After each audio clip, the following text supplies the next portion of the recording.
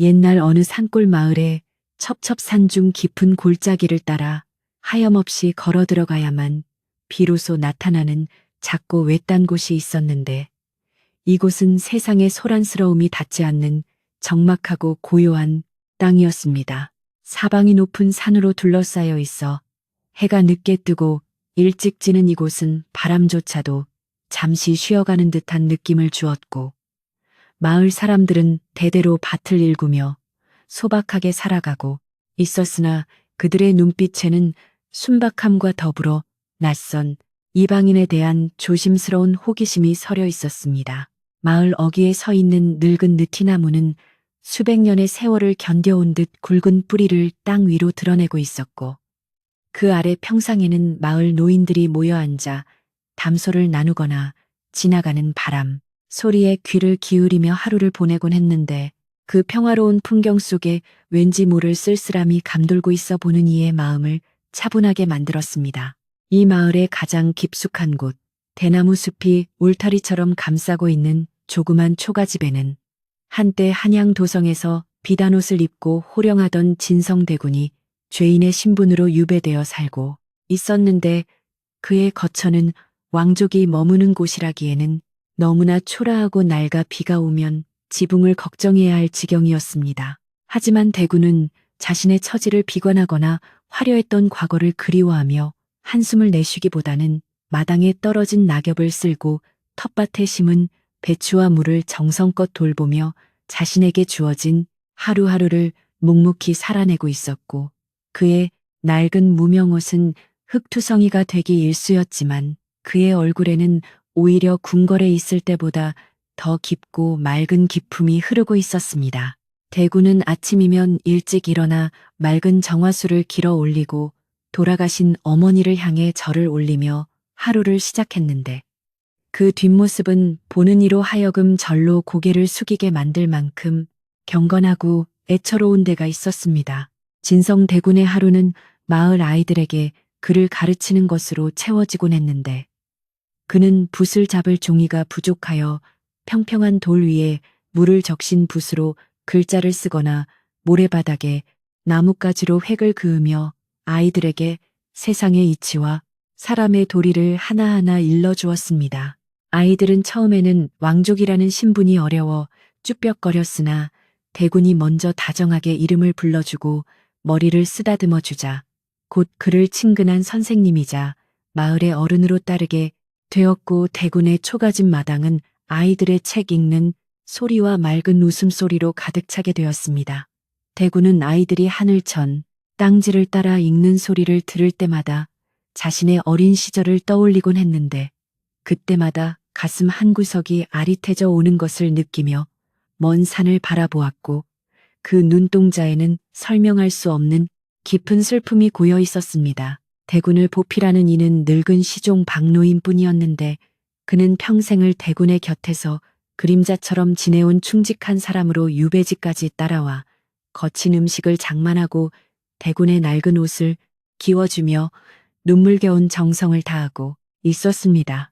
박노인은 대군이 잠자리에 들 때면 행여나 방이 찰까봐 아궁이에 군불을 지피고, 새벽이면 제일 먼저 일어나 마당을 쓸어 대군이 걷는 길에 작은 돌멩이 하나 없도록 살폈는데, 그의 손은 나무 껍질처럼 거칠어졌지만 대군을 향한 마음만은 비단결보다 더 고와서 마을 사람들도 박노인의 충심에 혀를 내두르곤 했습니다.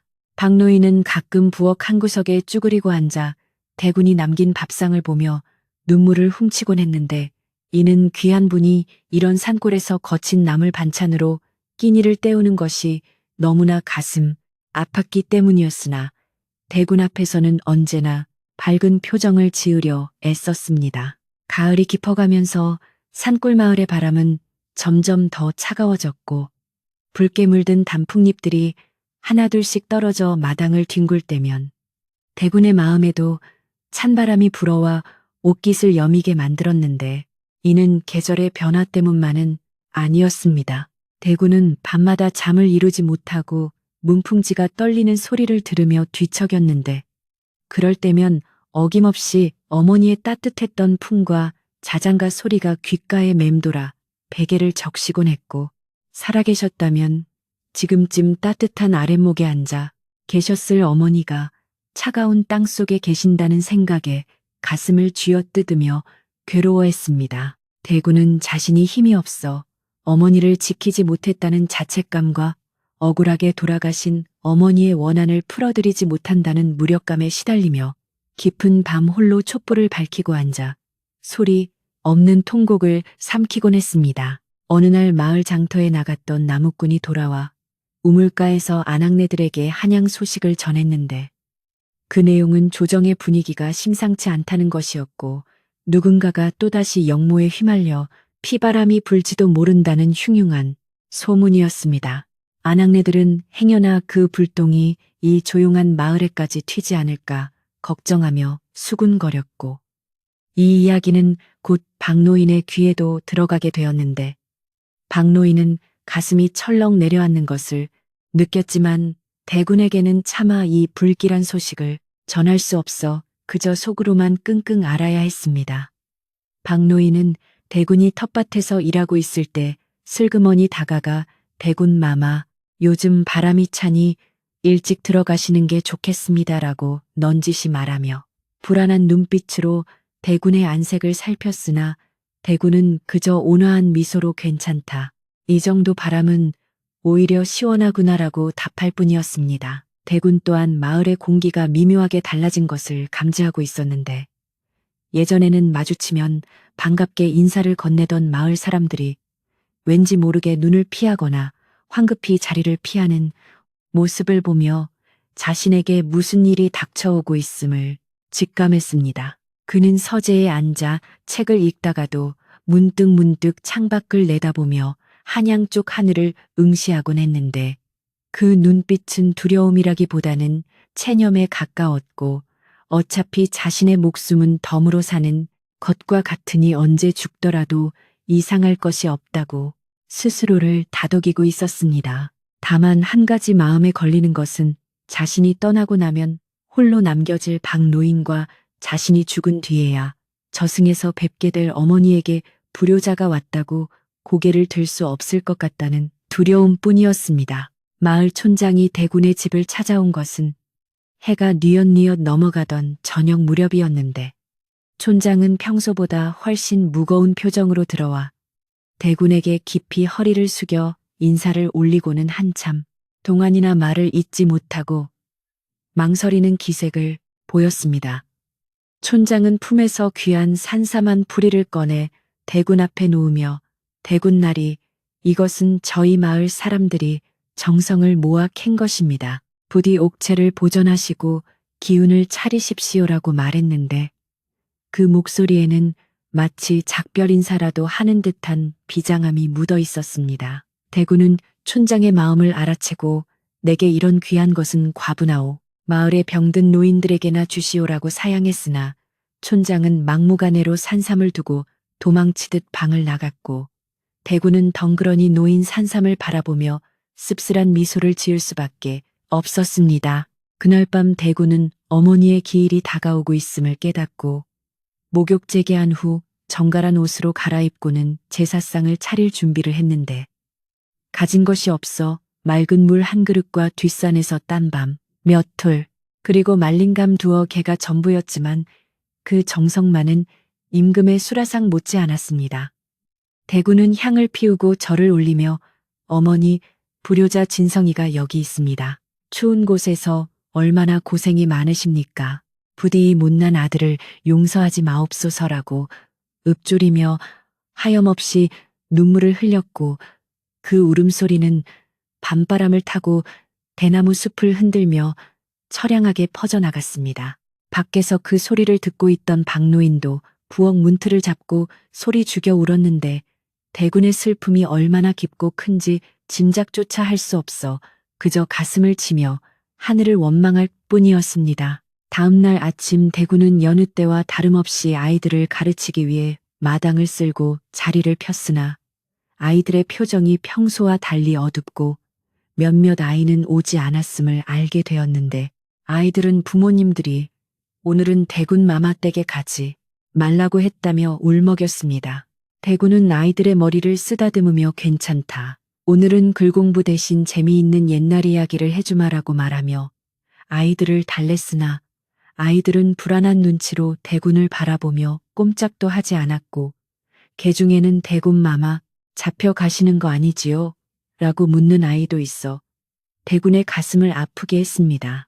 대군은 억지로 웃음을 지어 보이며 아이들을 안심시켰지만 속으로는 이미 자신의 운명이 다했음을 느끼고 있었고 이제 곧 들이닥칠 폭풍우를 조용히 기다리기로 마음 먹었습니다. 산골 마을의 가을밤은 유난히 길고 깊어서 풀벌레 소리조차 들리지 않는 정막 속에서 대구는 잠을 청하지 못하고 붓을 들어 시를 한 수 지었는데 그 시에는 떨어지는 낙엽과 흐르는 물 그리고 돌아갈 수 없는 고향에 대한 그리움이 절절하게 배어 있었습니다. 그는 붓을 내려놓고 창문을 열어 밤하늘에 뜬 달을 올려다 보았는데 달은 구름에 가려 희미한 빛을 내뿜고 있었고 그 모습이 마치 자신의 처지 같아 한참을 바라보다가 문득 어머니가 불러주시던 자장가 가사를 나지막이 흥얼거려 보았습니다. 달아 밝은 달아 우리 어머니 계신 곳을 비추어다오. 대군의 목소리는 떨리고 있었고 눈가에는 다시금 물기가 차올라 달빛에 반짝거렸습니다. 그러던 중 대군의 집에 낯선 인기척이 느껴졌는데 그것은 마을 사람이 아닌 훈련된 무인의 발걸음 소리였고 박노인은 본능적으로 위험을 감지하고 몽둥이를 들고 마당으로 뛰쳐나갔으나 어둠 속에는 아무도 보이지 않았습니다. 박노인은 누구냐? 썩 나오지 못할까? 라고 소리쳤지만 돌아오는 것은 바람 소리뿐이었고 대군은 방 안에서 박노인 그만두게 산짐승이 내려온 계지라고 말하며 그를 진정시켰으나 두 사람 모두 그것이 단순한 산짐승이 아님을 알고 있었습니다. 그것은 아마도 한양에서 미리 보낸 정탐꾼이거나 대군을 감시하는 자들의 기척이었을 것이며 이제 정말로 시간이 얼마 남지 않았음을 알리는 신호탄과도 같은 것이었습니다. 대군은 서랍 깊숙한 곳에서 어머니가 남겨주신 낡은 댕기 하나를 꺼내 손에 쥐었는데 이것은 어머니가 폐위되던 날 어린 대군의 손에 쥐어주며 이것을 보며 어미를 생각하거라라고 말씀하셨던 유일한 유품이었습니다. 붉은색 댕기는 세월이 흘러 색이 바래고 낡았지만 대군에게는 그 어떤 보물보다 소중한 물건이었기에 그는 댕기를 볼에 비비며 어머니의 채취를 느끼려 애썼고 그럴 때마다 어머니의 따뜻한 손길이 닿는 것 같아 왈칵 눈물이 쏟아지곤 했습니다.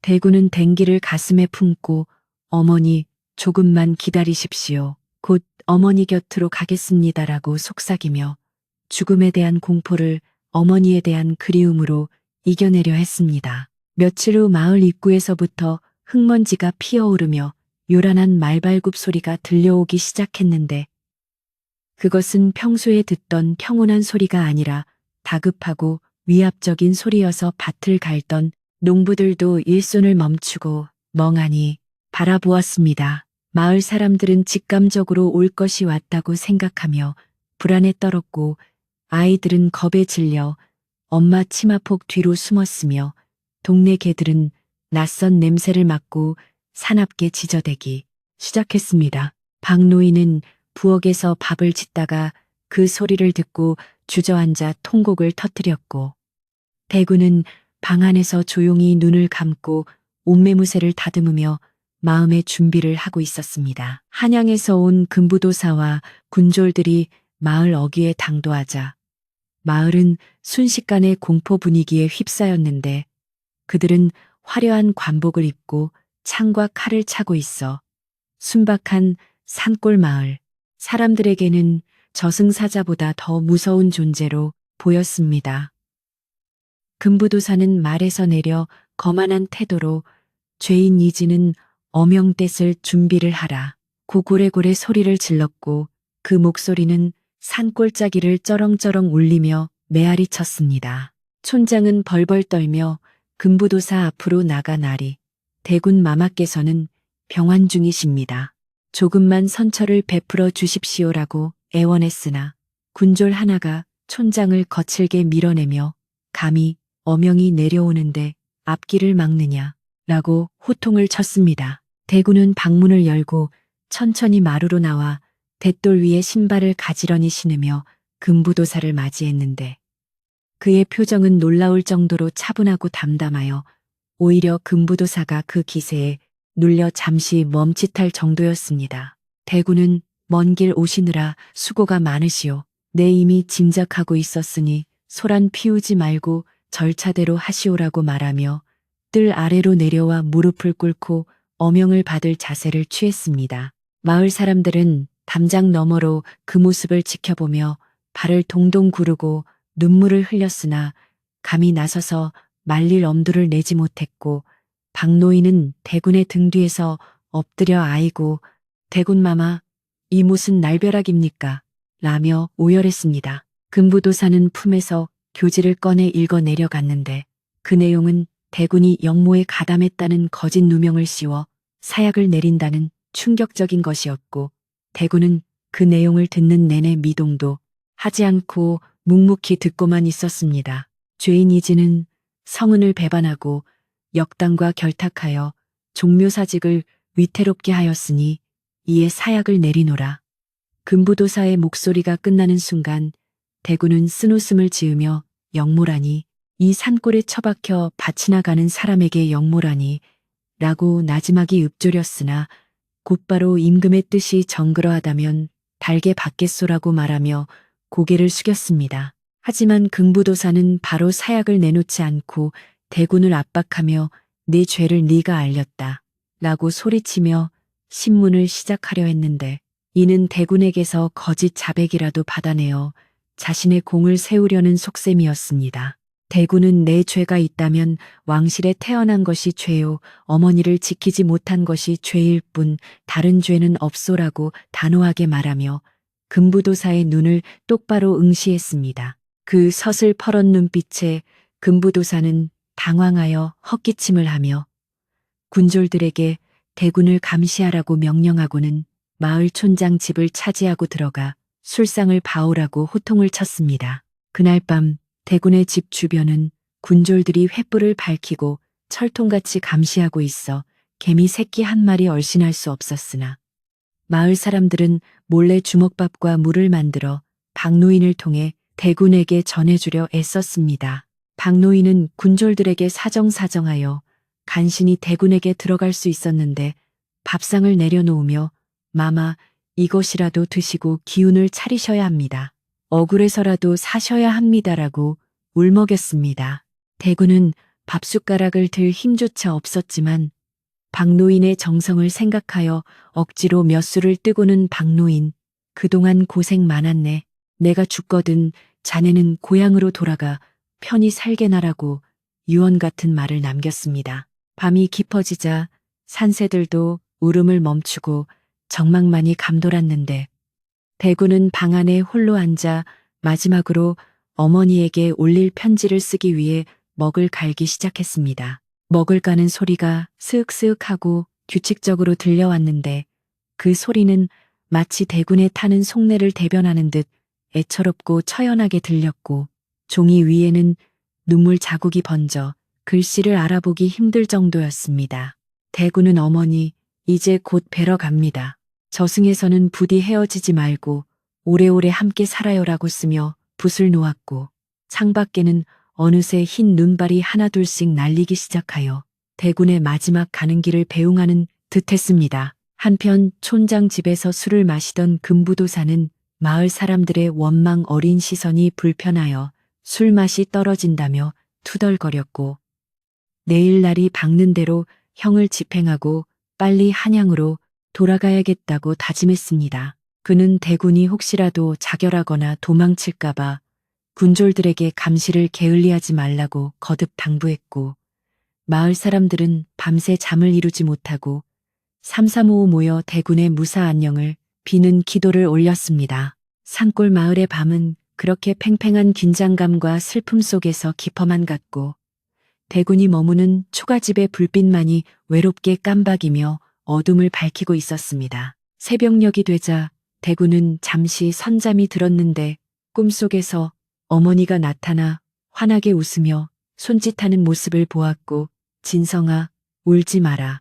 다 잘 될 것이다라고 말씀하시는 어머니의 목소리를 듣고 깜짝 놀라 잠에서 깨어났습니다. 꿈이 너무나 생생하여 대구는 한참 동안이나 멍하니 앉아 있었는데 문 밖에서 박노인이 인기척을 내며 마마, 기침하셨습니까? 새순물을 대령했습니다. 라고 말하는 소리가 들려왔습니다. 대구는 문을 열고 나가 차가운 새벽 공기를 들이마시며 마음을 다잡았고 하늘에는 아직 별들이 총총히 박혀 있었지만 동쪽 하늘이 희끄무레하게 밝아오는 것을 보며 이제 정말 마지막 날이 밝았음을 실감했습니다. 아침 해가 산등성이 위로 무겁게 솟아올랐지만 마을을 감싸고 있는 짙은 안개는 거칠 줄을 모르고 오히려 더욱 깊게 내려앉아 사람들의 시야를 가리고 마음을 답답하게 짓눌렀는데 이는 마치 하늘도 대군의 억울한 죽음을 차마 눈뜨고 볼 수 없어 스스로 눈을 가린 듯한 형국이었습니다. 마을 사람들은 평소 같으면 활기차게 논밭으로 나갈 시간이었지만 누구 하나 일손을 잡지 못하고 335 마을 회관 앞이나 담벼락 뒤에 모여 수군거리고 있었으며 그들의 표정에는 두려움과 슬픔 그리고 알 수 없는 분노가 뒤섞여 있었습니다. 어제 들이닥친 금부도사와 군졸들이 대군의 집 주위를 겹겹이 포위하고 있는 살벌한 광경은 평생 호미와 낫만 잡고 살아온 순박한 산골 사람들에게는 감당하기 힘든 공포였으나 그들은 대군을 향한 안타까움에 차마 발길을 돌리지 못하고 그 자리를 지키고 있었습니다. 금부도사는 아침 일찍부터 군졸들을 호령하며 사약 받을 준비를 서두르게 했는데 그는 대군이 죄인의 신분으로 유배지에 있음에도 불구하고 마을 사람들의 존경을 한 몸에 받고 있는 것이 못마땅하여 더욱 거칠고 위압적인 태도로 일관하며 위세를 떨었습니다. 그는 마당 한가운데에 멍석을 깔고 그 위에 차일막을 칠하고 지시했으며 약을 다릴 화로와 탕약을 담을 그릇을 준비하게 하는 등 부산을 떨었고 그 요란한 소리는 고요하던 대군의 집 마당을 순식간에 난장판으로 만들었습니다. 군졸들은 흙발로 마당을 오가며 대군이 애지중지 가꾸던 국화 화분을 걷어차거나 정갈하게 쓸어놓은 뜰을 어지럽혔는데 이를 지켜보던 박노인은 피가 거꾸로 솟는 듯한 분노를 느꼈으나 힘없는 늙은이의 몸으로 그들을 막을 수 없어 그저 가슴을 치며 통곡할 뿐이었습니다. 대군은 방 안에서 조용히 흰 소복으로 갈아입고 단정하게 머리를 빗어 상투를 틀었는데 그의 얼굴은 창백했지만 눈빛만은 흐트러짐 없이 맑고 고요하여 마치 속세의 모든 번뇌를 벗어던진 도인과도 같은 풍모를 풍기고 있었습니다. 그는 벽에 걸린 낡은 검은 골을 바라보며 한 번 튕겨보고 싶은 마음을 눌렀는데 이는 마지막 가는 길에 퉁소 소리라도 한 곡조 남기고 싶었으나 행여나 자신의 슬픈 연주가 밖에서 떨고 있는 백성들의 마음을 더욱 아프게 할까 염려되었기 때문이었습니다. 대군은 대신 묵을 갈아 종이 위에 난초를 치기 시작했는데 붓끝에서 피어나는 난초의 선은 강인하면서도 부드러워 대군의 성품을 그대로 닮아 있었고 그는 그림을 그리며 마음속에 울분을 가라앉히고 다가올 죽음을 의연하게 받아들이려 애썼습니다. 그 시각 마을의 최고 어른인 김노인이 지팡이를 짚고 힘겹게 대군의 집 대문 앞까지 걸어왔는데 그는 90이 넘은 나이에도 불구하고 정신이 맑고 기품이 있어 마을 사람들은 물론이고 관아의 사또조차도 함부로 대하지 못하는 인물이었습니다. 김노인은 금부도사 앞을 가로막고 서서 이보시오, 젊은 양반. 아무리 어명이라 한들 사람의 목숨을 다루는 일에 이리 경박하게 굴어서야 되겠소라고 일갈했는데 그 목소리에는 서리빨 같은 위엄이 서려 있어 주변을 압도했습니다. 금부도사는 갑작스러운 노인의 등장에 잠시 당황했으나 곧 감히 관군 앞을 막다니 제정신이냐며 칼자루에 손을 대었지만 김 노인은 눈 하나 깜짝하지 않고 하늘이 지켜보고 인내 죄 없는 피를 흘리게 하면 자네 자손대대로 화를 면치 못할 걸세라고 점잖게 타이르며 경고했습니다. 김노인의 말은 단순한 저주가 아니라 오랜 세월을 살아온 노인의 해안에서 나온 경고처럼 들려 금부도사의 등골을 서늘하게 만들었으나 그는 자신의 권위를 세우기 위해 애써 콧방귀를 뀌며 노인을 밀쳐내려 했고, 이때 마을 청년들이 우르르 몰려나와 노인을 보호하며 군졸들과 대치하는 상황이 벌어졌습니다. 험악한 분위기가 감돌자 대군이 방문을 열고 나와 멈추어라. 내 마지막 가는 길에 소란을 원치 않는다라고 큰 소리로 외쳤고, 그 한마디에 성난 파도 같았던 마을 사람들과 살기 등등했던 군졸들이 거짓말처럼 조용해졌습니다. 대군은 김노인에게 다가가 깊이 허리 굽혀 절을 올리며 어르신 심려를 끼쳐드려 송구합니다. 부디 노여움을 거두시고 저들이 하는 대로 두십시오 라고 간청했고, 김노인은 대군의 손을 잡고 하염없이 눈물을 흘리며 하늘도 무심하시지 어찌 이리 고운 분을 데려가려 하시는가라고 탄식했습니다. 대군은 다시 박노인을 불러 박노인, 내 마지막으로 자네가 지어준 밥 한 끼 먹고 싶네. 쌀이 남았거든 밥을 짓고 국을 끓여오게라고 부탁했는데 이는 배가 고파서가 아니라 평생 자신을 위해 헌신한 박노인에게 마지막으로 대접할 기회를 주어 그의 마음을 위로하고자 함이었습니다. 박노인은 눈물을 훔치며 부엌으로 달려가 불을 지피고 쌀을 씻었는데 손이 덜덜 떨려 쌀알을 흘리기 일쑤였고, 아궁이 불빛에 비친 그의 얼굴은 숯검댕과 눈물로 뒤범벅이 되어 보는 이의 가슴을 미어지게 했습니다. 그는 찬장에 남아있던 가장 좋은 그릇을 꺼내 닦고 또 닦으며 우리 마마 따뜻한 밥 드시고 가시게 해야지, 배첩지 않게 해드려야지라고 중얼거렸는데 그 목소리는 마치 어린아이를 달래는 어머니의 목소리처럼 애틋하고 구슬펐습니다. 마당 한쪽에서는 의원이 약탕기에 약재를 넣고 부채질을 하며 사약을 다리기 시작했는데 매캐한 연기와 함께 코를 찌르는 독한 냄새가 퍼져나가자 마을 사람들은 코를 막고 얼굴을 찌푸리며 고개를 돌렸습니다. 그 냄새는 죽음의 냄새였고 이별의 냄새였기에 맡는 것만으로도 가슴이 답답해지고 숨이 막혀오는 것 같았으며 마당의 늙은 개조차도 꼬리를 내리고 낑낑거리며 구석으로 숨어들었습니다. 금부도사는 약이 잘 우러나고 있는지 감시하며 의원에게 한 방울도 남김없이 진하게 다려라. 그래야 고통 없이 한 번에 갈 수 있다라고 잔인한 말을 내뱉었는데 이는 자비를 가장한 모욕이었기에 듣는 이들의 이를 갈게 만들었습니다. 박노인이 차려온 소박한 밥상이 대군의 앞에 놓였는데 잡곡밥 한 그릇과 맑은 된장국, 그리고 대군이 좋아하던 나물 반찬 몇 가지가 전부였지만 대군에게는 세상 그 어떤 진수성찬보다 귀하고 값진 밥상이었습니다. 대군은 숟가락을 들어 국물을 한 모금 마시고는 박노인, 자네 솜씨는 여전하구나. 국물 맛이 참으로 시원하다라고 칭찬하며 억지로 웃어 보였으나 목구멍이 꽉 막혀 밥알이 모래알처럼 느껴지고 잘 넘어가지 않았습니다. 박노인은 대군의 맞은편 마루 끝에 엎드려 마마 천천히 드십시오. 체하십니다. 더 드십시오 라고 울먹이며 권했고 대군은 그 마음을 알기에 꾸역꾸역 밥을 밀어 넣으며 눈물을 삼켰습니다. 식사가 끝날 무렵 하늘에서 갑자기 마른 번개가 치더니 굵은 빗방울이 후두둑 떨어지기 시작했는데 사람들은 이를 두고 하늘이 노했다고 수근거리며 두려움에 떨었고 금부도사도 흠칫 놀라 하늘을 올려다보며 안색이 변했습니다. 빗줄기는 점점 굵어져 마당의 흙먼지를 잠재우고 약탕기에 불을 위협했으나 군졸들은 황급히 차일막을 더 튼튼하게 치고 불씨를 살리기 위해 안간힘을 썼는데 그 모습이 마치 하늘의 뜻을 거스르려는 인간의 헛된 몸부림처럼 보였습니다.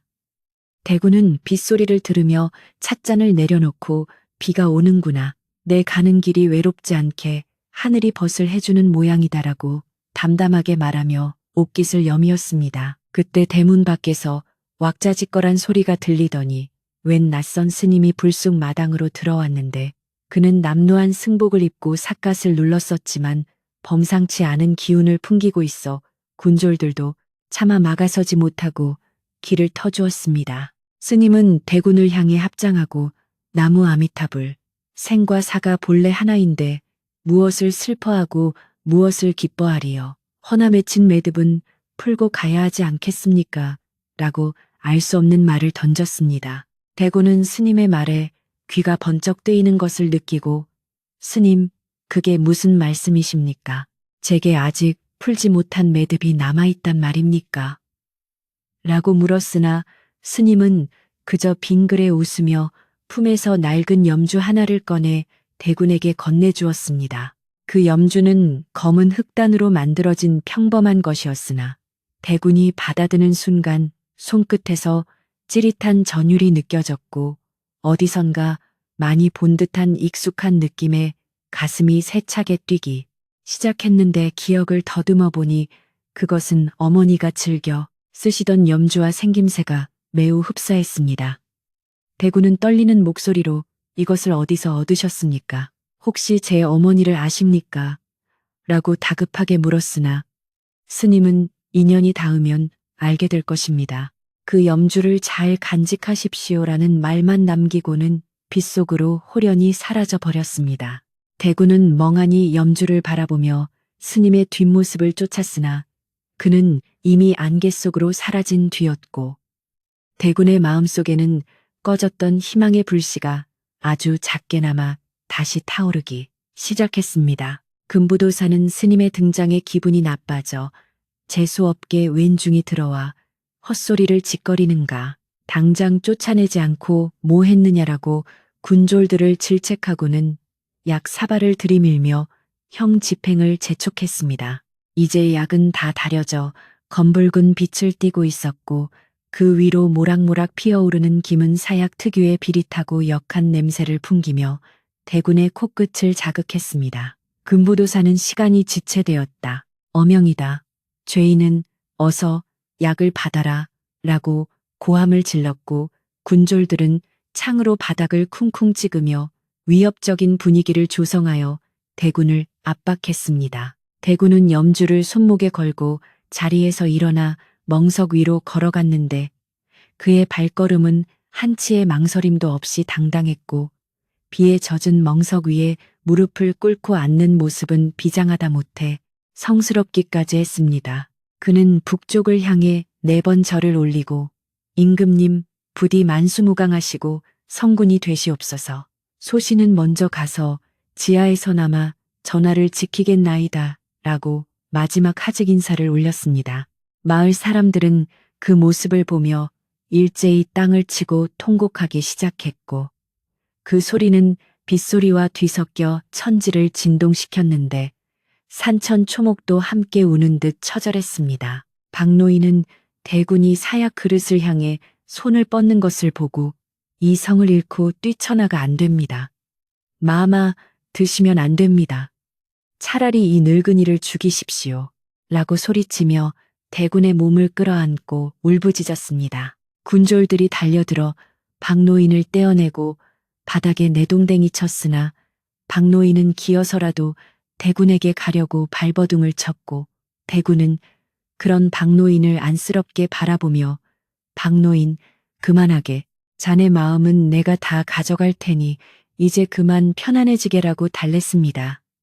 박노인은 바닥에 얼굴을 묻고 흐느끼며 마마 어찌하여 하늘은 이토록 잔인하십니까? 어찌하여 착한 사람을 먼저 데려가십니까? 라고 절규했습니다. 바로 그때 대군의 뇌리에 스치고 지나가는 기억이 하나 있었는데 그것은 어릴 적 어머니가 진성아 나중에 혹시라도 위험에 처하거든 안방 문지방 아래를 살펴보거라 라고 하셨던 말씀이었습니다.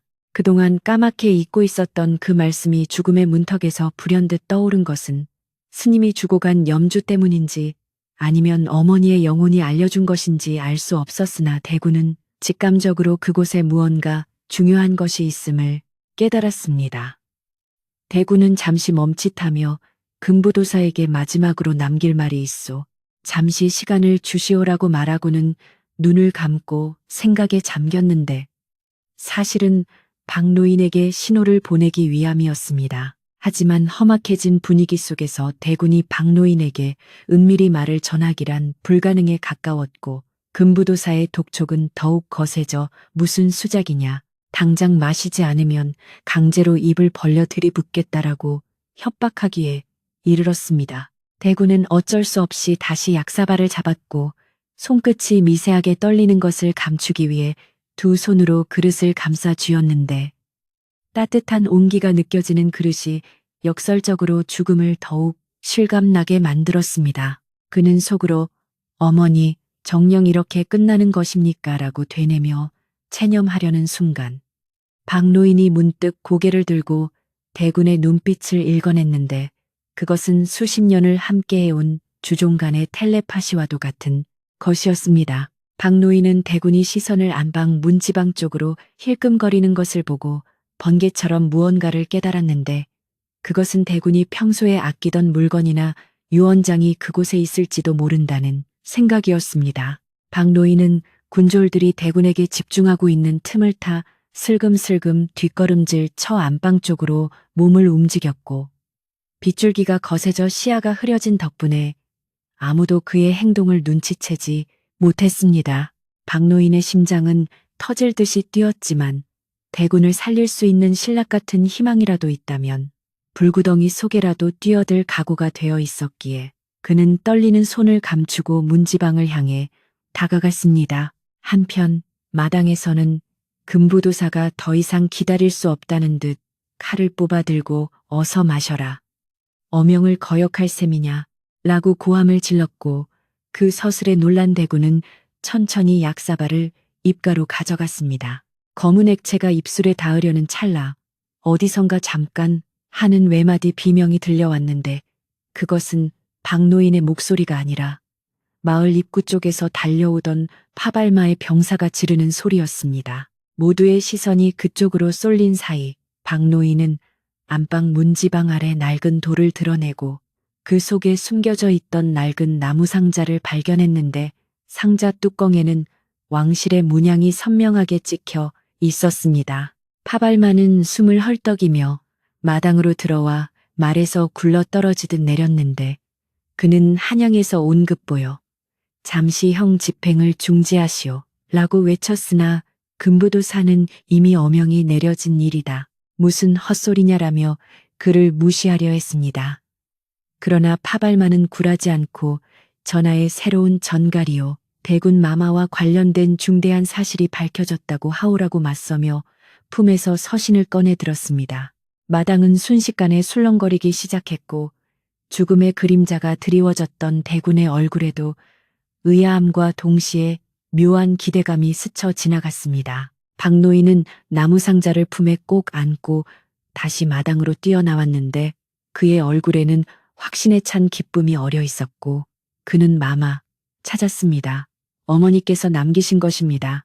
라고 소리치며 대군에게 달려갔습니다.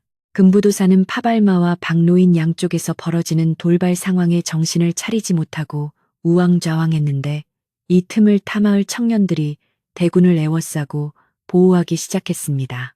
빗줄기는 여전히 거세게 쏟아지고 있었지만 대군의 집 마당에는 새로운 국면을 예고하는 긴박한 바람이 불어닥치고 있었고 운명의 수레바퀴는 전혀 예상치 못한 방향으로 구르기 시작했습니다. 대군은 박노인이 건넨 나무 상자를 받아들고 떨리는 손으로 뚜껑을 열었는데 그 안에는 빛바랜 서찰한 통과 옥으로 만든 작은 열쇠가 들어 있었고 서찰의 겉봉에는 사랑하는 아들 진성에게라는 어머니의 친필이 적혀 있었습니다.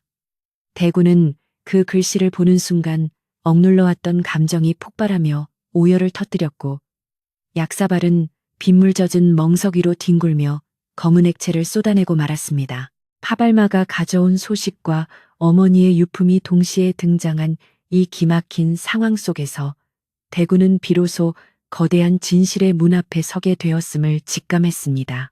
깨진 사약 그릇 파편이 빗물에 젖은 멍석 위로 어지럽게 흩어졌고 검붉은 독약은 진흙바닥으로 스며들며 매캐한 냄새를 피어 올리고 있었는데 그 모습은 마치 죽음의 그림자가 막판에 뒷걸음질 친 흔적과도 같아 보는 이들의 등골을 오싹하게 만들었습니다. 금부도사는 멍하니 깨진 그릇을 내려다보다가 이내 얼굴을 붉히며 파발마를 향해 이게 무슨 짓이냐. 감히 엄형이 집행되는 신성한 형장을 회방 놓다니. 내 놈의 목이 10개라도 부족할 것이다라고 고래고래 소리를 질렀습니다. 그러나 말에서 내린 파발마는 흙투성이가 된 옷을 털 생각도 하지 않고 금부도사의 코앞에 왕실의 문양이 새겨진 패를 들이밀며 이것은 주상 전하께서 직접 내리신 긴급 호패요. 대군 마마의 형 집행을 중지하고 즉시 한양으로 호송하라는 전가를 가져왔소라고 당당하게 맞섰습니다.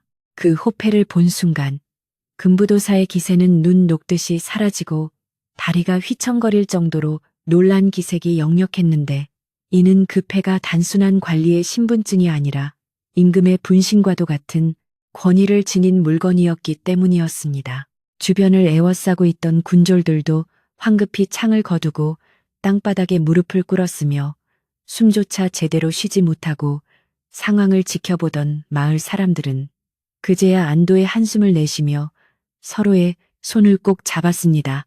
대군은 여전히 멍석 위에 주저앉아 있었지만 그의 시선은 금부도사나 파발마가 아닌 박노인이 건넨 낡은 나무 상자에 고정되어 있었고 그의 심장은 방금 죽음의 문턱에서 돌아온 사람이라고는 믿기지 않을 만큼 세차게 뛰고 있었습니다. 대군은 떨리는 손으로 상자 안에 서찰을 집어들었는데 종이는 세월의 무게를 이기지 못해 누렇게 변해 있었고 곳곳에 얼룩이 져 있었으나 그 위에 적힌 글씨만은 어젯밤에 쓴 것처럼 선명하게 대군의 눈에 들어왔습니다. 그 필체는 대군이 어린 시절 천자문을 배울 때 어머니가 손을 잡고 써주셨던 그 유려하고 힘있는 필체와 한치의 오차도 없이 똑같아 대군은 첫 글자를 읽기도 전에 이미 눈물로 앞이 흐려지는 것을 느꼈습니다. 사랑하는 아들 진성에게라고 시작하는 첫 문장을 읽는 순간 대군의 입에서는 억눌린 신음과도 같은 울음이 터져나왔고 그는 서찰을 가슴에 품고 땅을 치며 어머니 정녕 살아계셨습니까? 이 불효자가 죽는 날까지 그것도 모르고 살 뻔했습니다라고 오열했습니다. 파발마는 대군에게 다가와 정중하게 예를 갖추고 자초지종을 설명하기 시작했는데 그의 말에 따르면 며칠 전 궁궐의 늙은 상궁 하나가 병으로 죽기 직전에 임금님께 엄청난 비밀을 털어놓았다는 것이었습니다. 그 상궁의 고백에 따르면 과거 대군의 어머니가 폐위되어 사약을 받게 되었을 때 그녀를 따르던 충직한 내관들과 궁녀들이 몰래 약을 바꿔치게 하고 어머니를 시신으로 위장하여 궁 밖으로 빼돌렸다는 충격적인 내용이었습니다.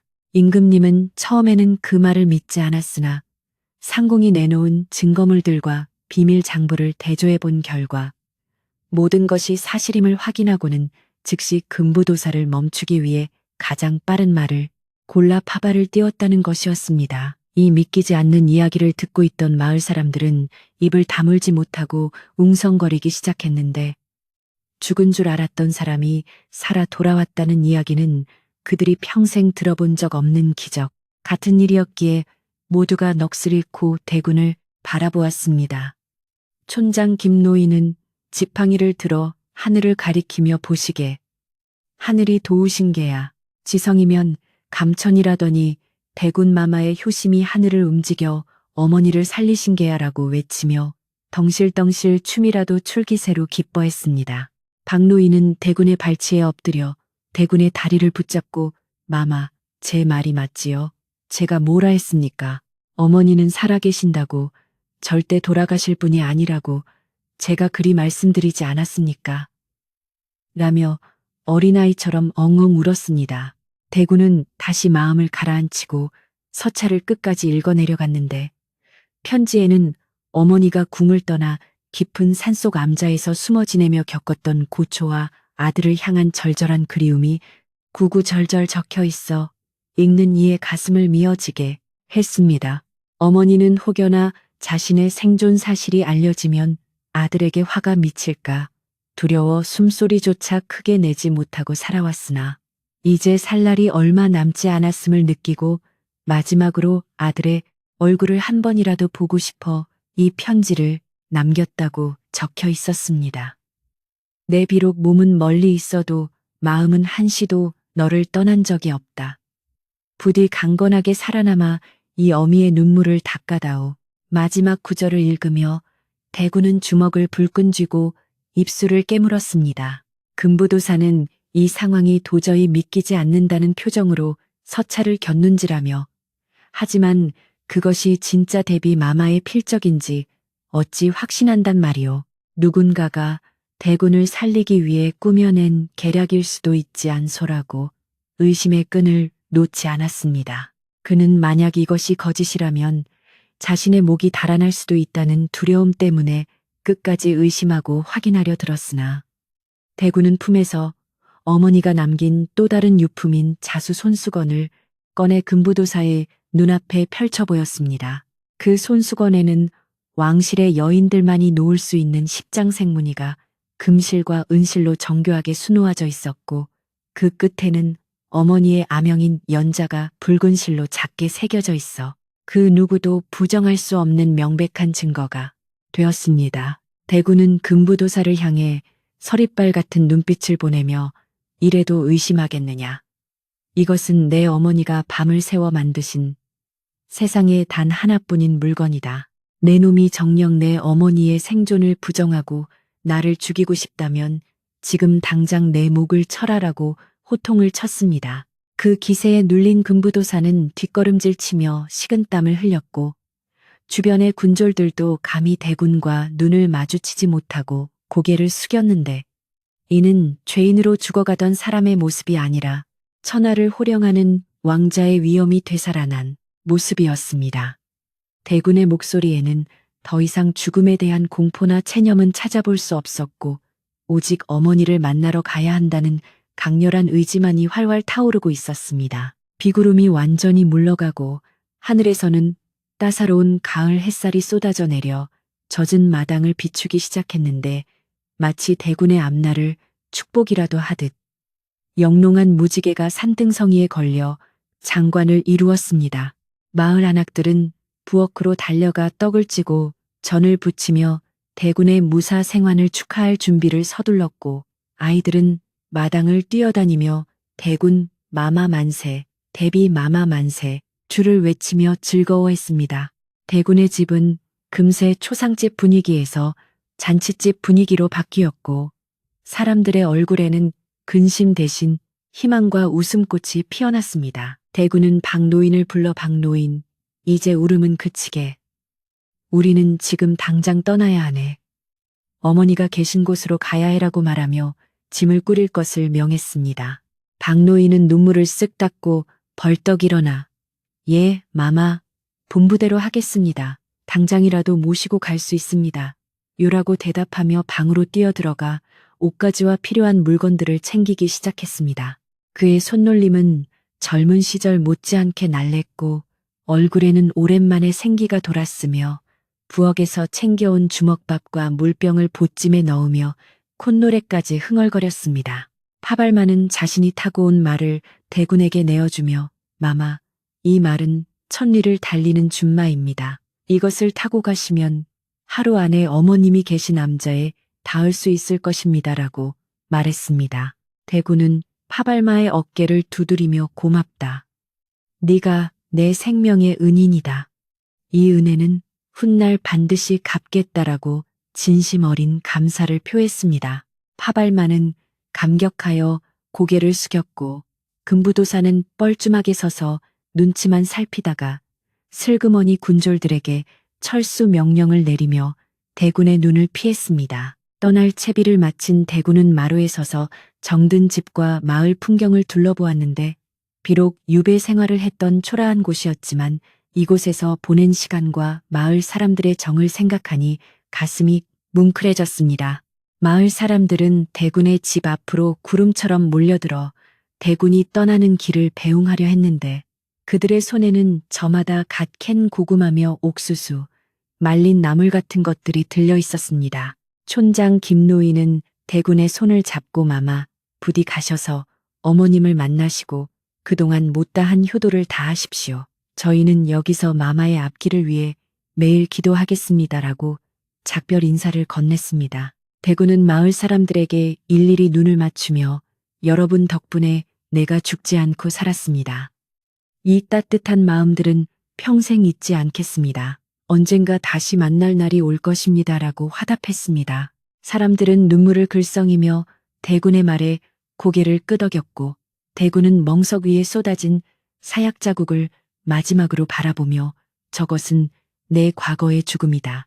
이제 나는 새로운 생명을 얻어 다시 태어났다라고 속으로 되뇌었습니다. 그는 말에 올라타 고삐를 잡았고 박노인은 대군의 뒤를 따르기 위해 작은 당나귀에 짐을 싣고 올라탔습니다. 그때 대군의 뇌리에 스님이 주고 간 염주가 다시 떠올랐는데 곰곰이 생각해보니 그 스님은 아마도 어머니가 계신 암자에서 온 전령이거나 어머니를 보필하던 분이었을 것이라는 짐작이 들었습니다. 대군은 손목에 찬 염주를 만지작거리며 스님 감사합니다. 덕분에 길을 잃지 않았습니다라고 마음속으로 인사를 올렸습니다. 대군의 말은 힘차게 땅을 박차고 마을 어귀를 향해 달리기 시작했고 그 뒤를 따르는 박노인의 당나귀 방울소리가 딸랑딸랑하고 경쾌하게 울려 퍼졌습니다. 금부도사와 군졸들은 대군이 사라진 길을 멍하니 바라보다가 한양으로 돌아갈 채비를 했는데 그들의 표정은 찝찝함과 안도감이 뒤섞여 묘한 모양새를 하고 있었습니다. 금부도사는 부하에게 가서 저 깨진 사약 그릇을 깨끗이 치워라. 불길하다라고 투덜거렸는데 이는 자신의 실패를 감추고 싶은 심정의 발로였을 것입니다. 마을 사람들은 금부도사가 떠나자마자 소금을 뿌리며 애구는 물러가고 복이 들어와라라고 소리쳤고 다시 평화로운 일상으로 돌아가기 위해 분주히 움직였습니다. 산길을 달리는 대군의 뺨을 스치는 바람은 더 이상 차갑지 않고 시원하게 느껴졌으며 길가에 핀 코스모스들도 대군을 향해 손을 흔드는 듯 했습니다. 대군은 말 위에서 어머니의 얼굴을 그려보았는데 기억 속의 어머니는 젊고 고운 모습이었지만 지금은 많이 늙고 야위셨을 것을 생각하니 가슴이 아려왔습니다. 어머니, 조금만 더 기다리세요. 아들이 갑니다. 이제 다시는 어머니를 혼자 두지 않겠습니다. 대군은 말에 박차를 가하며 속도를 높였고 말발굽 소리는 산골짜기의 정적을 깨며 희망의 메아리로 울려 퍼졌습니다. 박노인은 뒤따라가며 숨이 찼지만 얼굴에는 웃음이 떠나지 않았는데 그는 우리 마마 살아서 정말 다행이다. 이제 고생 끝 행복 시작이다라고 생각하며 콧노래를 더 크게 불렀습니다. 해는 서산으로 기울어가고 있었지만 두 사람의 앞길은 그 어느 때보다 밝고 환하게 빛나고 있었고 길게 늘어선 그림자마저도 다정하게 느껴지는 저녁이었습니다. 대군은 잠시 말을 멈추고 멀리 보이는 높은 산을 올려다보았는데 저 산 너머 어딘가에 어머니가 계신다는 생각에 가슴이 벅차올라 잠시 숨을 고르지 않을 수 없었습니다. 대군은 밤이 깊도록 쉬지 않고 달릴 작정이었으나 박노인이 걱정되어 잠시 쉬어가기로 했는데 냇가에 앉아 목을 축이며 박노인에게 박노인 힘들지 않은가. 내 마음이 급해 자네를 너무 몰아세웠구먼이라고 미안해했습니다. 박노인은 손을 휘저으며 천만의 말씀입니다요. 저는 지금 날아갈 것 같습니다. 마마께서 어머님을 뵙는데 제가 어찌 힘들다 하겠습니까? 라고 씩씩하게 대답했습니다. 두 사람은 서로를 바라보며 환하게 웃었고 그 웃음소리는 냇물 흐르는 소리와 어우러져 아름다운 화음을 만들어냈습니다. 밤하늘에 별이 하나둘씩 돋아나기 시작하자 대군은 다시 말에 올랐는데 밤길이라 위험할 수도 있었지만 어머니를 향한 그리움이 두려움을 쫓아내고 앞길을 밝혀주는 듯 했습니다. 파발마가 준 말은 명마답게 어둠 속에서도 길을 잘 찾아나갔고 대군은 말의 목을 쓰다듬으며 고맙다, 조금만 더 힘을 내자라고 격려했습니다. 멀리서 부엉이 우는 소리가 들려왔지만 그것조차도 처량하기보다는 운치 있게 들렸고 대군의 마음속에는 오직 어머니를 만날 기대감만이 가득 차올랐습니다. 산중암자가 가까워질수록 길은 험해지고 수풀은 우거졌지만 대구는 조금도 지체하지 않고 앞으로 나아갔는데 나뭇가지에 옷이 찢기고 얼굴이 긁혀도 아픔을 느끼지 못했습니다. 저 멀리 희미한 불빛 하나가 깜박이는 것이 보였는데 그것은 마치 바다를 항해하는 배에게 등대가 되어주듯 대군을 이끌어 주었고 대군의 심장은 쿵쾅거리며 요동치기 시작했습니다. 저기다. 저기에 어머니가 계신다. 대군은 직감적으로 그 불빛이 어머니가 계신 암자임을 알 수 있었고 눈가에는 다시금 뜨거운 눈물이 맺혔습니다. 가파른 산길을 오르는 말의 거친 숨소리가 고요한 밤의 정적을 깨우며 울려 퍼졌지만 대군의 귀에는 오직 자신의 심장 뛰는 소리만이 천둥처럼 크게 들려왔고 눈앞에 아른거리는 희미한 불빛은 마치 손에 잡힐 듯 잡히지 않아 애간장을 태웠습니다. 산새는 험준하여 말이 미끄러질 뻔한 위기가 여러 번 있었으나 대군은 고삐를 단단히 잡고 조금만 더 버텨다오라고 말에게 속삭이며 온몸의 신경을 곤두세워 전진했습니다. 밤바람은 산 위로 올라갈수록 더욱 매섭게 몰아쳐 대군의 옷깃을 파고들었지만 어머니를 만난다는 뜨거운 열망이 온몸을 휘감고 있어 추위 따위는 전혀 느껴지지 않았고 오히려 식은 땀이 등을 적실 지경이었습니다. 박노인은 뒤처지지 않기 위해 안간힘을 쓰며 당나귀를 재촉했고 그의 마음 역시 대군과 마찬가지로 기대와 두려움이 뒤섞여 터질 것만 같았습니다. 드디어 숲이 끝나고 탁 트인 공간이 나타나면서 절벽 끝에 제비집처럼 매달려 있는 작은 암자가 모습을 드러냈는데 그곳은 세상과 완전히 단절된 듯한 신비로운 기운을 풍기고 있었고 처마 끝에 달린 풍경만이 바람에 흔들리며 댕그랑댕그랑 소리를 내어 방문객을 맞이하고 있었습니다. 대군은 말에서 뛰어내리듯 내려와 휘청거리는 다리를 바로잡으며 암자의 낡은 일주문을 향해 걸어갔는데 다리가 풀려 제대로 걷기조차 힘들었지만 마음이 먼저 앞서가 몸을 끌고 가는 형국이었습니다. 암자의 마당은 자풀이 무성하게 자라있어 인적이 드문 곳임을 짐작게 했으나 돛돌 위에는 정갈한 고무신 한 켤레가 가지런히 놓여 있어 누군가 그곳에 살고 있음을 조용히 말해주고 있었습니다. 대군이 마당에 들어서자 인기척을 느낀 듯 본당의 문이 스르르 열리며 낮에 보았던 그 스님이 등불을 들고 나왔는데 스님은 조금도 놀란 기색 없이 마치 기다리고 있었다는 듯 온화한 미소를 지으며 대군을 바라보았습니다. 스님은 합장하며 먼 길을 오시느라 고생하셨습니다. 드디어 모자의 인연이 다시 이어지는 날이 왔군요. 라고 나직이 말했는데 그 목소리는 밤 공기 속에 부드럽게 퍼져나가 대군의 곤두선 신경을 편안하게 어루만져 주었습니다.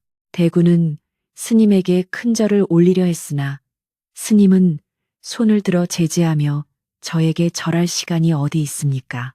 저기 저 방에서 보살님께서 밤새 기도를 올리고 계십니다라고 손가락으로 건너편의 작은 요사체를 가리켰습니다.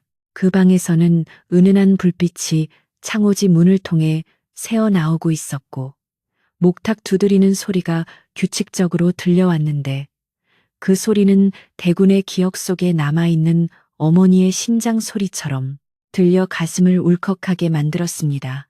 대군은 떨리는 발걸음으로 요사체 쪽으로 다가갔는데 한 발자국 떼기가 천리 길을 가는 것처럼 무겁고 힘들었으며 문 앞에 섰을 때는 숨이 턱까지 차올라 잠시 호흡을 가다듬어야 했습니다. 문풍지 너머로 들려오는 불경 읽는 소리는 너무나도 익숙한 목소리였고 비록 세월의 흐름 속에 조금은 거칠고 탁해졌지만 그 안에 담긴 따뜻함과 간절함은 예전 그대로여서 대군은 입을 틀어막고 쏟아지는 눈물을 참아야 했습니다. 박노인은 마당 한 구석에 쭈그리고 앉아 감히 그 자리에 끼어들지 못하고 멀찌감치 서서 대군을 지켜보고 있었는데 그의 눈에서도 하염없이 눈물이 흘러내려 옷자락을 적시고 있었습니다.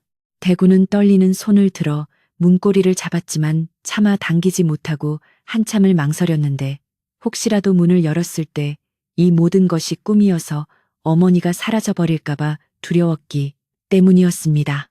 하지만 안에서 기척을 느낀 듯 목탁 소리가 뚝 그치고 누구십니까? 이 깊은 밤에 산사를 찾은 분이 누구십니까? 라는 물음이 들려왔고 그 목소리를 듣는 순간 대구는 더 이상 참지 못하고 어머니, 소자 진성이 왔습니다라고 외치며 문을 활짝 열어젖혔습니다. 방 안에는 촛불 하나가 외롭게 타오르고 있었고 그 앞에 회색 승복을 입은 여인이 벽을 보고 앉아 있다가 소스라치게 놀라며 천천히 몸을 돌렸는데 그 얼굴은 세월의 풍파로 주름이 지고 머리카락은 하얗게 센 노인의 모습이었습니다. 그러나 대구는 한눈에 그분이 자신의 어머니임을 알아볼 수 있었고 어머니 역시 대군의 얼굴을 보자마자 들고 있던 염주를 떨어뜨리며 진성아, 내 아들 진성아, 이게 정령 꿈이 아니더냐 라고 외치며 비틀거리는 몸을 일으켰습니다. 두 사람은 서로에게 달려가 덩어리가 되어 부둥켜 안았고 그 순간 세상의 모든 시간이 멈춘 듯 오직 두 사람의 통곡 소리만이 산사를 가득 채웠습니다. 어머니는 대군의 얼굴을 쓰다듬으며 아이고 내 새끼 살아있었구나. 이 어미가 죄가 많아 너를 생지옥에 두고 나 혼자 도망쳐 살았구나라며 가슴을 치고 오열했고 대군은 어머니의 거친 손을 잡고 볼에 비비며 아닙니다. 어머니 살아주셔서 감사합니다. 이렇게 살아계신 것만으로도 저는 모든 것을 다 가졌습니다라고 흐느꼈습니다. 어머니의 손은 예전의 고운 손이 아니라 바틀과 허드레닐로 거칠어지고 마디가 굵어져 있었는데 대구는 그 손이 너무나 안쓰럽고 죄송하여 손등에 입을 맞추며 하염없이 눈물을 쏟아냈습니다. 그들은 서로의 생사를 확인하고 또 확인하느라 한참 동안이나 떨어지지 못했고 그동안 쌓인 그리움과 서름을 눈물로 씻어내고 있었습니다. 방 밖에서 이 모습을 지켜보던 박노인도 참지 못하고 마루로 올라와 문 밖에 엎드려 큰 소리로 통곡하며 마마, 데비 마마, 저 박가가 왔습니다. 대군 마마를 살려서 모시고 왔습니다요. 라고 소리쳤습니다. 어머니는 박 노인의 목소리를 알아듣고 눈물을 닦으며 박가야, 들어오거라. 네가 내 아들을 지켰구나. 네가 내 생명의 은인이다라고 말하며 손짓하여 그를 방 안으로 불렀습니다. 박 노인은 무릎으로 기어들어와 어머니의 발치에 머리를 조아리고 죽은 줄만 알았던 상정께서 살아계시니 이제 여한이 없습니다. 당장 죽어도 좋습니다라고 울부짖으며 바닥을 쳤습니다. 어머니는 박 노인의 어깨를 두드리며 죽긴 왜 죽느냐. 이제 우리 셋이서 오순도순 오래오래 살아야지. 고생 많았다. 정말 고생 많았다라고 위로했고 세 사람은 서로를 얼싸안고 기쁨과 회한의 눈물을 흘렸습니다. 촛불은 흔들리며 그들의 그림자를 벽에 비추었는데 세 사람의 그림자가 하나로 겹쳐져 흔들리는 모습은 마치 거친 폭풍우를 견뎌낸 나무들이 서로를 지탱하고 서 있는 듯한 형상이었습니다. 어머니는 대군의 얼굴을 찬찬히 뜯어보며 많이 야위었구나. 그 모진 세월을 어찌 견뎠느냐. 어미 없는 하늘 아래서 얼마나 춥고 배고팠느냐라고 물으며 다시금 눈시울을 붉혔습니다. 대군은 어머니의 손을 꼭 잡고 어머니 생각하며 견뎠습니다. 언젠가는 다시 만날 수 있을 거라는 희망 하나로 버텼습니다. 오늘 이렇게 배웠으니 지난 고생은 다 잊었습니다라고 씩씩하게 대답하며 어머니를 안심시켰습니다. 스님이 조용히 들어와 찻상을 내려놓으며 밤이 깊었습니다. 따뜻한 차라도 드시고 진정하십시오. 이제 다시는 헤어질 일 없으니 마음 푹 놓으십시오. 라고 말하며 부드러운 미소를 지었습니다. 따뜻한 김이 모락모락 피어오르는 차향기가 방 안에 퍼지자 격했던 감정들이 조금씩 가라앉고 차분한 안도감이 찾아오기 시작했는데 그것은 오랜만에 느껴보는 평화였습니다. 어머니는 차를 한 모금 마시고 나서야 비로소 지난 사연을 털어놓기 시작했는데 궁에서 쫓겨날 당시 충신들의 도움으로 시신을 바꿔치기 하고 야밤에 도주하여 이 깊은 산골 암자로 숨어들게 된 경위를 차분하게 설명했습니다. 나는 네가 위험해질까봐 죽은 듯이 지냈다. 내가 살아있다는 소문이라도 나면 역적들이 널 가만두지 않을 테니까. 매일 밤 너를 위해 기도하는 것만이 내가 할 수 있는 유일한 일이었다라고 말하며 어머니는 회한에 잠겼습니다. 대구는 그 말을 듣고 어머니의 깊은 사랑과 희생에 가슴이 미어지는 듯한 아픔을 느꼈고 자신이 겪은 고초는 어머니의 고통에 비하면 아무것도 아니었음을 깨달았습니다. 어머니는 벽장 깊숙한 곳에서 작은 보따리를 꺼내 대군에게 내밀었는데 그 안에는 대군이 어릴 때 입었던 베넷 저고리와 대군이 처음 썼던 글씨, 연습 종이들이 고이 간직되어 있었습니다. 이것들을 보며 너를 생각했다. 네가 보고 싶을 때마다 이것들을 꺼내 만져보고 품에 안아보았다라고 말씀하시는 어머니의 눈빛에는 자식에 대한 사무치는 그리움이 배어 있었습니다. 대구는 그 낡은 물건들을 받아들고 어머니의 지극한 정성에 목이 메어 말을 잇지 못했고 박노인도 옆에서 코를 훌쩍이며 눈물을 훔쳤습니다. 새벽이 가까워오자 밖에서는 다시 바람 소리가 들려왔지만 방 안은 온돌의 온기와 가족의 사랑으로 훈훈하게 데워져 있어 바깥 세상의 추위와는 상관없는 별천지 같았습니다. 스님은 부엌에서 급히 쑤어온 잣죽을 상에 올리며 빈속에 차만 드시면 속이 쓰리실 겁니다. 소박하지만 욕이라도 하십시오라고 권했습니다. 대구는 어머니에게 죽 한 숟가락을 떠서 입에 넣어드렸고 어머니도 떨리는 손으로 대군에게 죽을 먹여주었는데 그 모습은 마치 어미 새와 아기 새가 먹이를 나누는 것처럼 정겹고 애틋해 보였습니다. 따뜻한 죽이 뱃속으로 들어가자 긴장이 풀리면서 노곤함이 밀려왔지만 세 사람은 잠드는 시간조차 아까워 서로의 얼굴을 바라보며 밤새 이야기를 나누었습니다. 어머니는 대군에게 유배지에서의 생활은 어떠했는지, 밥은 굶지 않았는지 꼬치꼬치 물으셨고 대군은 마을 사람들의 따뜻한 인심과 아이들을 가르치며 느꼈던 보람에 대해 이야기하며 어머니를 안심시켜 드렸습니다. 박노인은 옆에서 맞장구를 치며 우리 마마께서 얼마나 훌륭하게 사셨는지 모릅니다. 마을 사람들이 생불이라고 칭송이 자자했습니다요. 라고 자랑을 늘어놓아 분위기를 띄웠습니다. 창밖이 푸르스름하게 밝아오기 시작할 무렵 암자의 새벽 예불을 알리는 종소리가 은은하게 울려 퍼졌는데 그 종소리는 지난밤의 모든 슬픔과 고통을 씻어내고 새로운 희망의 아침을 여는 축복의 소리처럼 들렸습니다. 대구는 어머니의 무릎을 베고 누워 어린아이처럼 응석을 부렸고 어머니는 대군의 머리카락을 쓸어 넘기며 나지막이 자장가를 불러주셨는데 그 순간 대군은 세상에서 가장 행복한 사람이 되어 스르르 눈을 감았습니다. 잘 자라, 우리 아가. 앞들과 뒷동산의 새들도 잠들고 어머니의 노랫소리는 대군의 지친 영혼을 위로하며 깊은 잠속으로 인도했습니다. 박노인도 방 한구석에 웅크리고 앉아 꾸벅꾸벅 조기 시작했는데 그의 얼굴에는 평생 짊어지고 있던 무거운 짐을 내려놓은 듯한 편안함이 깃들어 있었고 입가에는 옅은 미소가 번져 있었습니다.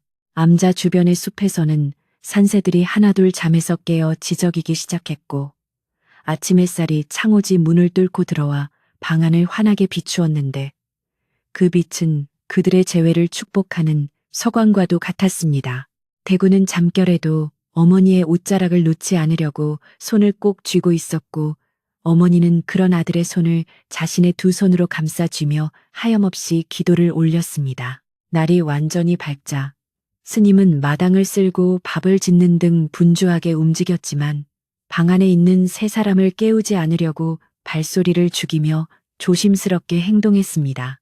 스님은 어젯밤 대군이 타고 온 말에게도 여물을 넉넉히 주고 쓰다듬어주며 너도 고생 많았다.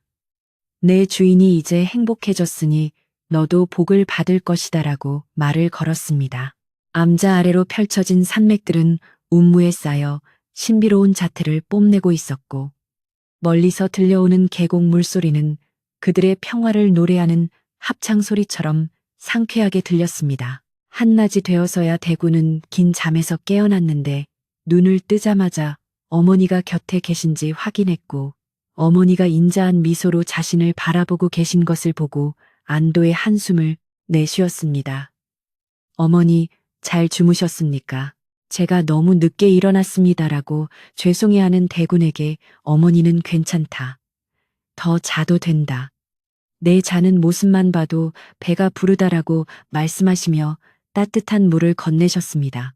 세 사람은 마루에 둘러앉아 늦은 아침밥을 먹었는데 산채 나물과 된장국뿐인 조촐한 밥상이었지만 그 맛은 궁궐의 수라상보다 훨씬 더 꿀맛 같았습니다. 식사를 마친 후 대군은 어머니를 모시고 암자 주변을 산책했는데 어머니의 걸음걸이가 불편해 보이자 대군은 어머니를 업고 걷겠다고 고집을 피웠습니다.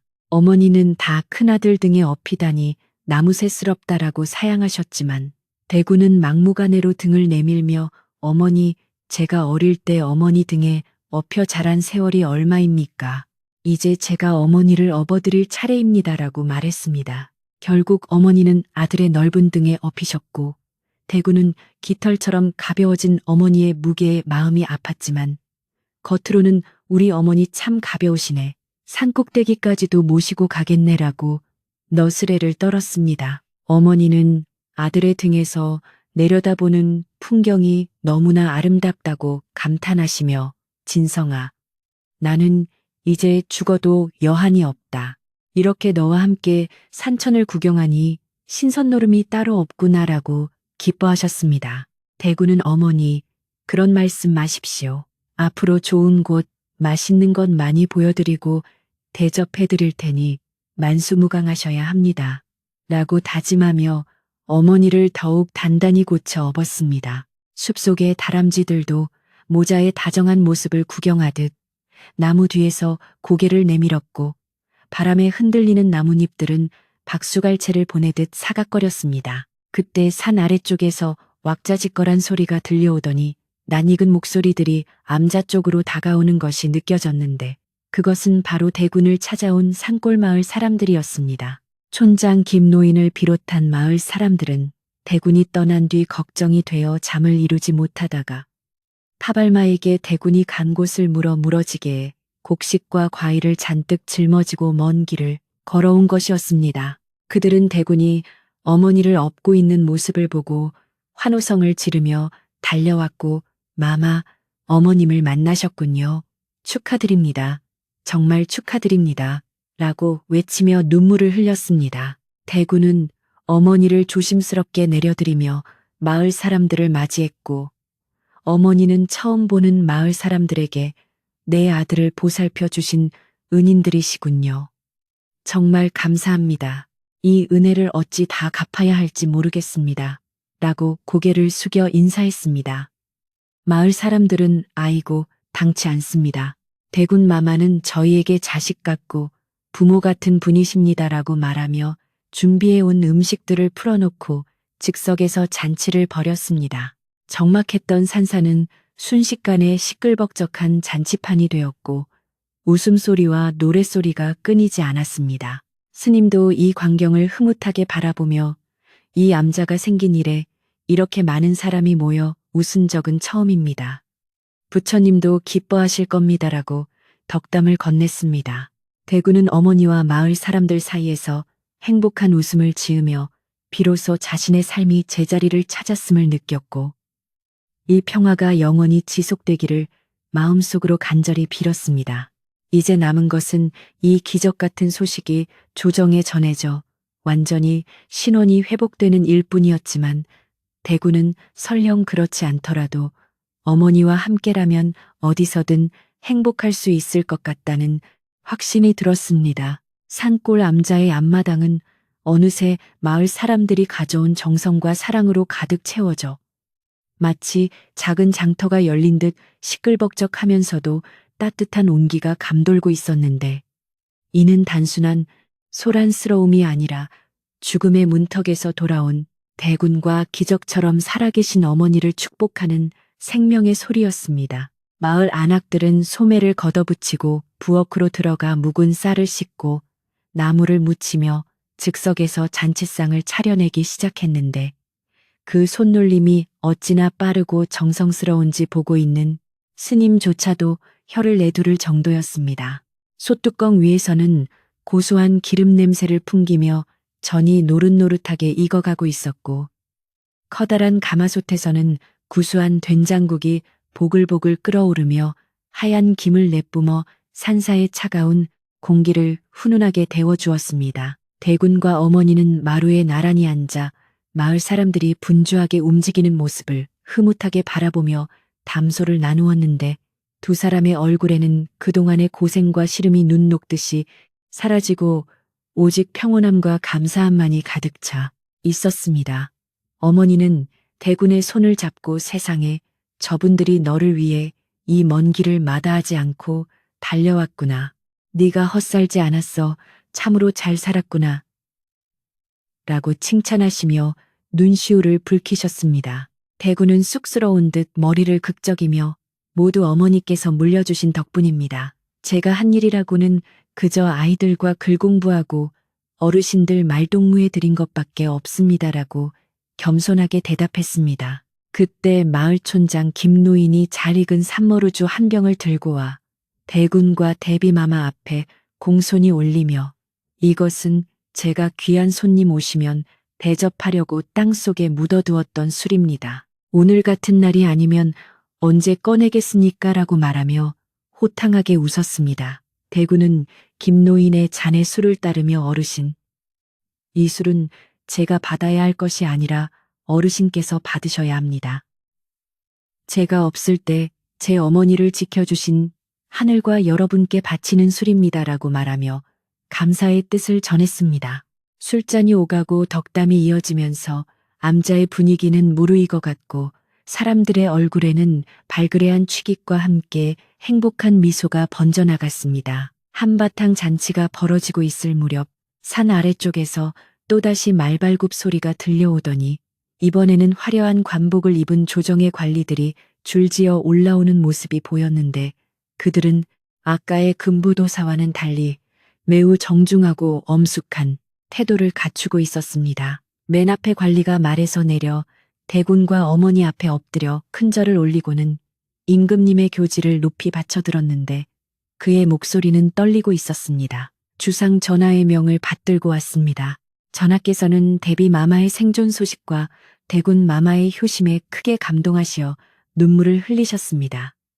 이에 모든 누명을 벗기시고 즉시 궁으로 항공하라는 어명을 내리셨습니다. 그 말을 듣는 순간 마당에 있던 모든 사람이 일제히 환호성을 지르며 만세를 불렀고 박노인은 너무 좋아서 덩실덩실 춤을 추다가 엉덩방아를 뗐기도 했습니다. 관리는 이어서 말하기를 대군 마마를 모함했던 간신들은 모두 하옥되었으며 그들의 죄상은 만천하에 낱낱이 밝혀질 것입니다. 이제 두 분 앞에는 꽃길만이 펼쳐질 것이옵니다라고 덧붙였습니다. 대군은 어머니를 바라보며 어머니 들으셨습니까? 이제 우리는 죄인이 아닙니다. 떳떳하게 고개를 들고 세상 밖으로 나갈 수 있게 되었습니다. 라고 말하며 기쁨의 눈물을 흘렸습니다. 어머니는 조용히 고개를 끄덕이며 관리에게 전하께 전해주시오. 이 늙은 어미는 궁의 화려함보다 아들과 함께하는 이 시간이 더 좋습니다. 허나 전하의 효심을 생각하여 기력을 회복하는 대로 황궁하겠다고 말이오라고 위엄있게 말씀하셨습니다.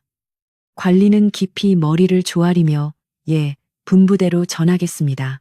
궁에서는 이미 두 분을 맞이하기 위해 성대한 연회를 준비하고 있습니다라고 대답했습니다. 이렇게 하여 대군과 어머니의 억울함은 완전히 풀리게 되었고 그동안 가슴을 짓누르던 무거운 바위는 흔적도 없이 사라져 버렸습니다. 해가 서산으로 완전히 넘어가고 밤이 찾아오자 마을 사람들은 하나둘씩 횃불을 밝히고 산을 내려갈 채비를 했는데 그들은 대군과의 작별을 아쉬워하며 발걸음을 떼지 못했습니다.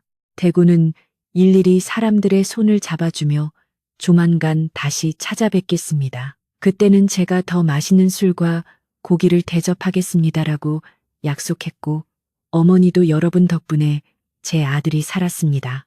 이 은혜는 죽어서도 잊지 않겠습니다라고 거듭 감사 인사를 했습니다. 사람들은 아쉬움을 뒤로하고 마마 만수무강하십시오. 부디 행복하십시오라는 축복의 말을 남기고 산길을 따라 내려갔는데 그 횃불 행렬이 마치 밤하늘의 은하수처럼 길게 이어져 장관을 이루었습니다.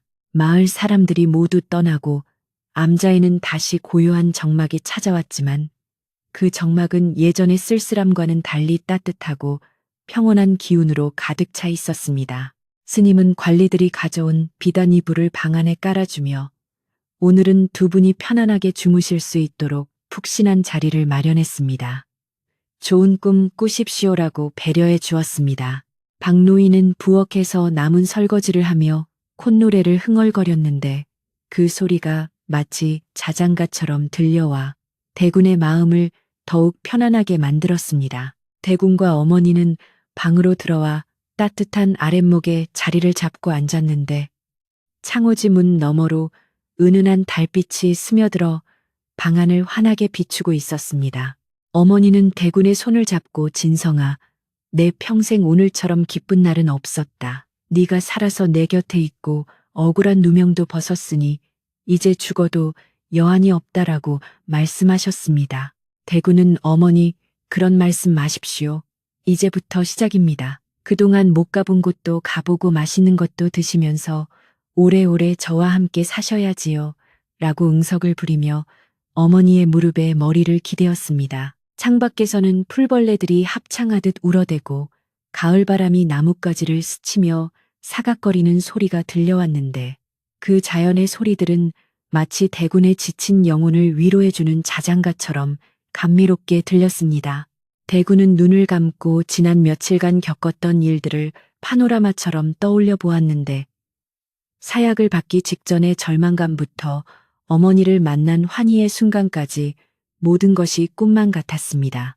하지만 따뜻한 어머니의 체온이 느껴지는 지금 이 순간만이 진실임을 깨닫고 깊은 안도의 한숨을 내쉬었습니다. 박노인이 방문을 살며시 열고 들어와 마마, 혹시 출출하지는 않으십니까?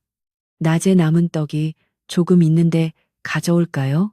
라고 물었는데 대군은 고개를 저으며 아니네, 마음이 불러서 배가 고픈 줄도 모르겠네. 자네도 그만 가서 쉬게나라고 말했습니다. 박노인은 싱글벙글 웃으며 예, 알겠습니다. 저도 오늘은 다리 뻗고 푹 자야겠습니다. 마마도 편히 주무십시오라고 인사를 올리고 물러갔습니다. 대군은 박노인의 뒷모습을 보며 저 사람에게도 큰 상을 내려야겠다라고 다짐했습니다. 어머니는 대군의 머리카락을 빗겨주시며 옛날 이야기를 들려주시기 시작했는데 그것은 대군이 어릴 때 잠들기 전에 항상 들려주시던 호랑이와 토끼 이야기였습니다. 옛날 깊은 산속에 어머니의 나직한 목소리는 세월이 흘러도 변함없이 다정하고 따뜻하여 대군은 마치 어린 시절로 돌아간 듯한 착각에 빠져들었습니다. 이야기 도중에 어머니가 가끔 기침을 하시면 대군은 얼른 일어나 물을 떠다 드리고 등을 두드려 드렸는데 그 모습이 너무나 정겨워 보였습니다. 밤이 깊어지자 암자 주변의 숲은 더욱 깊은 잠에 빠져들었고 하늘에는 별들이 보석처럼 총총히 박혀 영롱한 빛을 뿜어내고 있었습니다. 대군은 잠시 문을 열고 캔마루에 나가 밤하늘을 올려다보았는데 북두칠성이 유난히 밝게 빛나고 있어 마치 돌아가신 아버지께서 내려다보고 계신 것 같은 느낌이 들었습니다. 대군은 하늘을 향해 마음속으로 아버님, 어머니를 지켜주셔서 감사합니다. 이제 제가 어머니를 잘 모시겠습니다. 라고 기도를 올렸습니다. 다시 방으로 들어온 대군은 어머니 옆에 누워 이불을 덮었는데 어머니는 대군의 가슴을 토닥여 주시며 우리 아들 험한 세상 사느라 고생 많았다. 이제는 걱정, 근심 다 잊고 푹 자거라라고 속삭이셨습니다. 어머니의 손길은 거칠었지만 그 어떤 비단결보다 부드럽게 느껴졌고 대군의 가슴 속에 남아있던 마지막 불안의 조각들까지 깨끗이 씻어내 주었습니다. 대군은 어머니의 손을 자신의 가슴 위에 얹고 어머니도 편히 주무세요.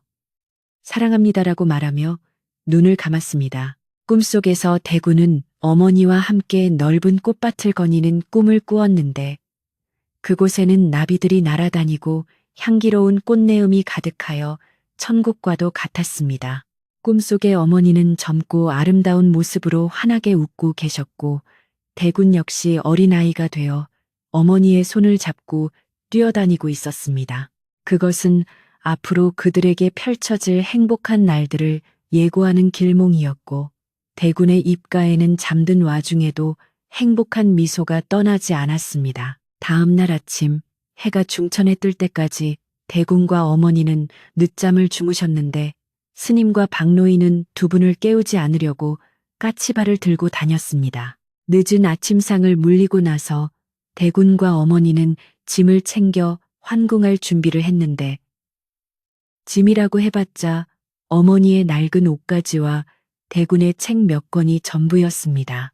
하지만 두 사람의 마음속에는 세상 그 어떤 보물보다 값진 사랑과 희망이 가득 채워져 있었기에 그들의 보찜은 결코 가볍지 않았습니다. 스님은 암자 입구까지 배웅을 나오며 부디 가시는 길 평안하시고 성군이 되시어 백성들을 보살펴 주십시오. 이곳은 언제나 열려 있으니 마음이 지치실 때 언제든 찾아오십시오라고 작별 인사를 건넸습니다. 대군은 스님의 손을 잡고 스님 덕분에 다시 태어났습니다. 훗날 반드시 다시 찾아뵙겠습니다. 라고 약속했습니다. 말과 당나귀에 나누어 타고 산을 내려가는 대군 일행의 뒤로 암자의 풍경 소리가 은은하게 울려 퍼지며 그들의 앞길을 축복해 주었습니다. 산 아래 마을에 도착하자 마을 사람들이 다시 모여 환송을 해 주었는데 이번에는 눈물 대신 웃음과 박수로 그들을 보내주었습니다. 아이들은 대군의 말을 따라오며 손을 흔들었고 대군은 말 위에서 아이들에게 일일이 손을 흔들어주며 글공부 게을리하지 말거라, 건강하게 자라야 한다라고 당부했습니다. 그렇게 대군과 어머니는 정들었던 산골 마을을 뒤로하고 한양을 향해 힘찬 발걸음을 내디뎠습니다. 그 후로 진성대군은 어머니를 지극정성으로 모시며 효의 모범을 보였고 훗날 왕위에 올라 어진 정치를 펼쳐 백성들의 칭송을 받는 성군이 되었다고 합니다. 그는 매년 가을이면 어머니와 함께 그 산골 마을을 찾아가 마을 사람들과 잔치를 벌이고 박노인을 비롯한 옛 인연들을 챙겼다는 이야기가 전해져 내려옵니다. 그리고 그가 묵었던 산골 마을에는 효자마을이라는 이름이 붙어 지금까지도 많은 사람이 찾아와 그 아름다운 이야기를 기리고 있습니다. 이야기는 여기서 끝이 나지만 대군이 보여준 효심과 마을 사람들의 따뜻한 마음은 밤하늘의 별처럼 우리 마음속에 영원히 빛날 것입니다. 창밖에 부는 바람도 이제는 차갑지 않고 포근하게 느껴지는 이 밤. 여러분도 대군처럼 따뜻하고 편안한 잠자리에 드시기를 바랍니다. 오늘 하루도 고생 많으셨습니다. 부디 꿈속에서는 근심 걱정 없는 평화로운 세상에서 행복하시길 기원합니다. 이제 모든 것이 제자리를 찾았으니 마음 푹 놓으시고 편안히 주무십시오.